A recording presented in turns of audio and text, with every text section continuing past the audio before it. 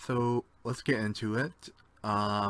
Surface Studio, as I mentioned on Tuesday, is a desktop surface, which is good for creative types. You can draw on it and be hands-on with what you're doing on the computer on a bigger screen than a regular Surface Book would be.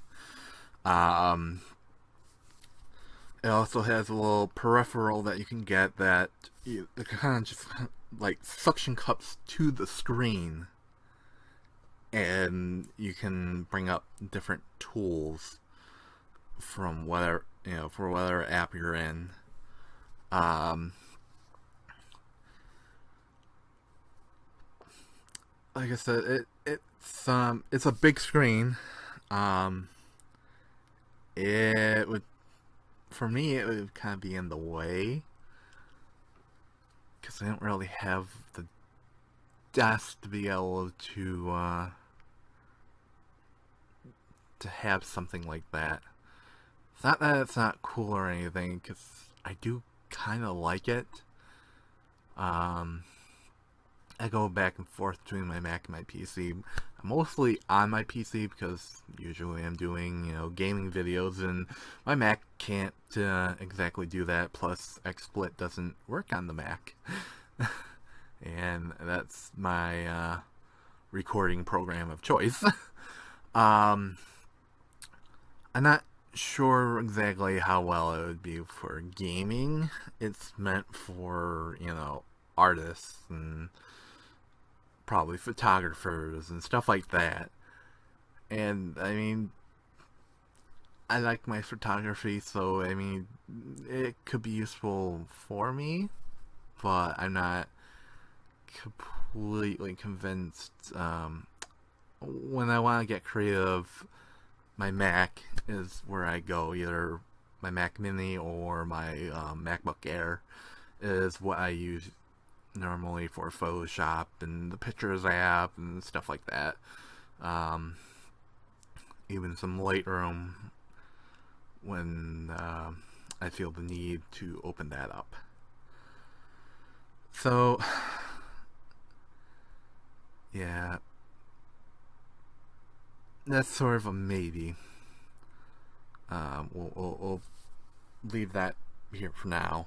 Um, about the Mac Pro, um, Mac Pro has the touch bar now, which was a rumor for a while that I was hoping would be true, because it was something that seemed very useful and really cool to me, to be able to, depending on what app I'm in, have a change in the keyboard to be able to control it. Um, I feel like that's a little bit, that's a touchscreen that's more useful to me. It makes more sense than having a whole screen that is just touch, like the Surface Books or the Studio. Um,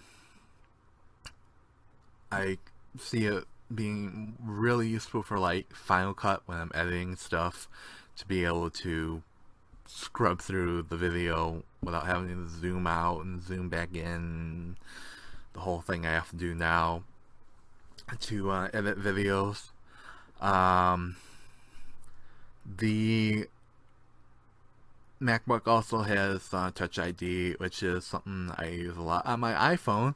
I'm sure I would use quite a bit on the Mac Pro. I wish the the touchscreen was on all the models. I'm sure eventually it will. They might reserve something like maybe Touch ID or something like yeah, they might reserve Touch ID for maybe the Pro, and then like the MacBook might just get just the touch bar or something. I don't know. Someday I would like to see that move down to the cheaper options. Um, But sticking with the MacBook Pro, um, yeah, I more the touch bar is more interesting to me than a whole touch screen computer. Um, Mostly, I just don't want fingerprints on my screen. You know, like my phone and my iPad. I mean, hell, my phone. Yeah, if that would. You can't really. Oh, there you go. There's the smudges all over that. And is there really a point in wiping them off? Not really. Not really at all. Because guess what? The main point of it is you touch the screen.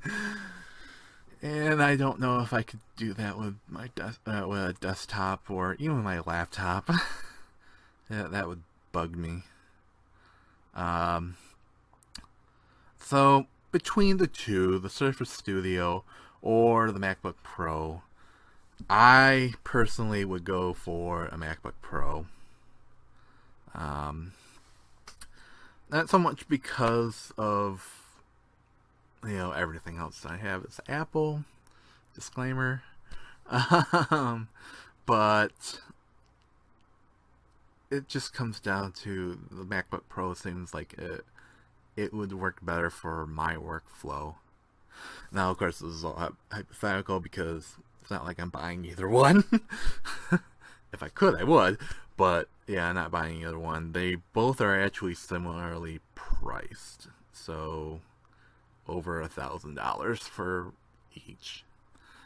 Yeah. So I guess I'll ask, what would you guys want to get? Studio or the MacBook Pro? Leave the comments below.